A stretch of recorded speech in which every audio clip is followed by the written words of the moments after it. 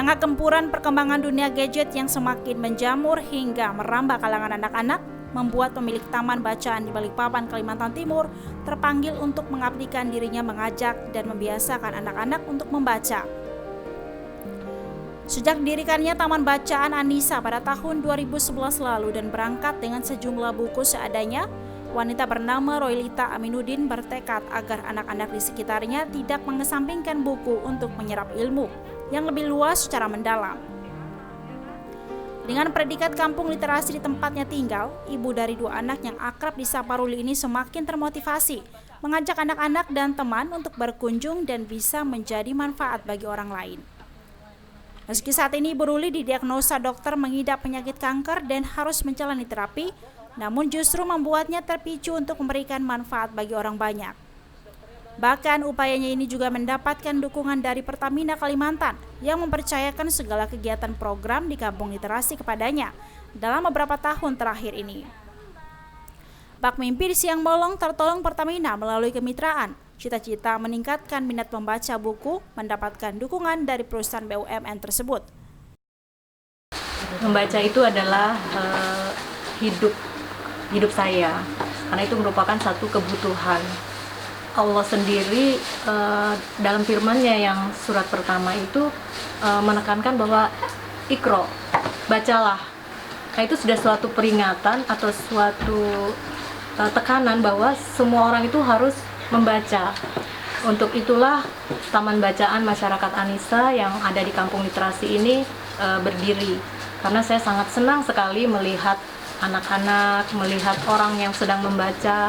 Selalu penasaran kalau melihat orang membaca itu, apa yang mereka baca seperti itu. Nah, sehingga itulah yang mendorong sampai hari ini, sejak tahun 2011, Taman Bacaan Anissa ini tetap berdiri. Walaupun mulai dari awal dengan buku yang seadanya, tetapi jumlah buku yang sedikit itu tidak menjadi halangan, karena sebenarnya bukan kuantitas yang kita harus utamakan, tapi bagaimana kita memanfaatkan buku yang ada.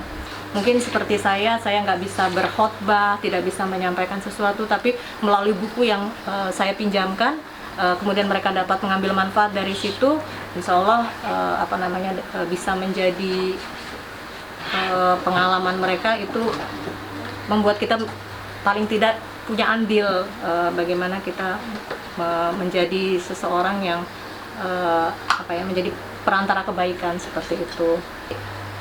Saya kadang masih seperti bermimpi gitu, bisa bermitra, bisa bertemu dengan Pertamina, dibantu yang seakan-akan itu memahami gitu apa yang kita lakukan gitu. Jadi mempunyai suatu visi misi yang sama. Mereka menyerahkan apa yang ingin saya buat, sehingga sampai hari ini saya masih tidak menyangka gitu bahwa menjadi mitra dari Pertamina, kemudian didampingi oleh Pertamina dan diberi kepercayaan untuk mengelola Taman Baca ini.